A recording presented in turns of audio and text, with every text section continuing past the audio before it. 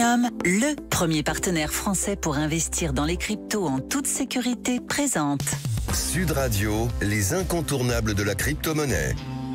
Thomas Binet. Bienvenue dans ce nouvel épisode d'Oser investir, les incontournables de la crypto-monnaie. Je suis accompagné ce soir de Pierre Noisa, président fondateur de Paymium. Bonsoir Pierre. Bonsoir Thomas. Pierre, Donald Trump a gagné les élections américaines, notamment sur le thème de l'efficacité grâce au recul de la régulation. Pourtant, il semble que l'Europe veut tout réguler dans le domaine technologique. Vous qui êtes dans une activité régulée, les crypto-monnaies, qu'en pensez-vous ? Rappelez-vous Thomas, dès 1974, Giscard fut le premier président à déclarer publiquement son souhait d'une société mondialisée.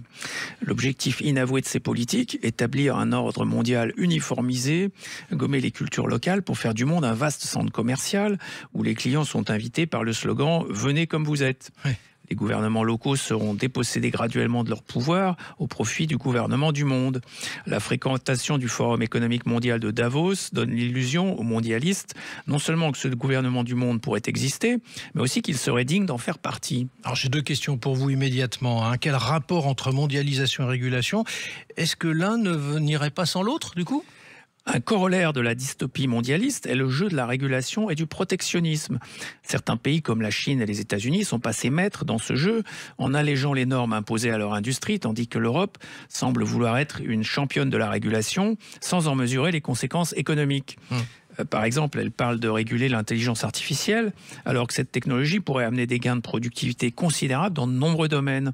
Et ces gains pourraient compenser la raréfaction des personnes actives par rapport aux bénéficiaires de la protection sociale, si chère à nos politiques. Mais expliquez-nous, quel est le rapport en revanche avec Bitcoin ?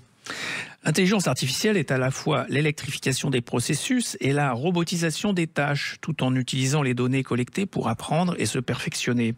Bitcoin est une forme simplifiée d'intelligence artificielle appliquée au réseau de paiement. Il permettrait d'économiser une bonne partie des 350 000 emplois des banques, rien qu'en France, qui pourraient être réaffectés à des secteurs essentiels comme la santé ou l'éducation. Mais du coup, est-ce que le Bitcoin, Pierre, permet de s'affranchir des banques ? Le Bitcoin permet de s'affranchir des banques et de gagner en liberté.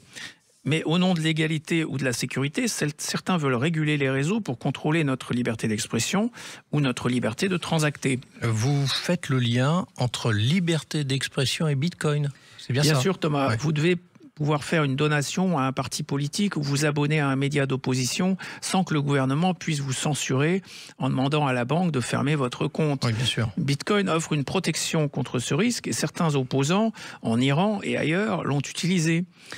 Si la Banque centrale européenne met en place un euro numérique programmable, traçable et censurable, ne doutons pas qu'elle finira par contrôler et orienter nos dépenses en fonction d'un agenda politique avec lequel nous ne serons pas forcément d'accord. Du coup, la régulation est-elle efficace dans votre domaine ? Il est frappant de voir que le coût de la régulation augmente avec chaque nouvelle règle imposée aux services financiers, mais que l'efficacité de cette dépense n'est pas mesurée. On ne sait pas si les trafics diminuent après l'application de telle ou telle mesure de surveillance ou si la régulation freine leur développement. En revanche, la régulation pèse sur toutes les entreprises et les particuliers qui sont soumis à des démarches toujours plus lourdes pour ouvrir un compte et le maintenir ouvert. Merci Pierre pour votre analyse. Moi, je vous donne rendez-vous mercredi prochain pour un autre numéro d'Oser investir, les incontournables de la crypto-monnaie.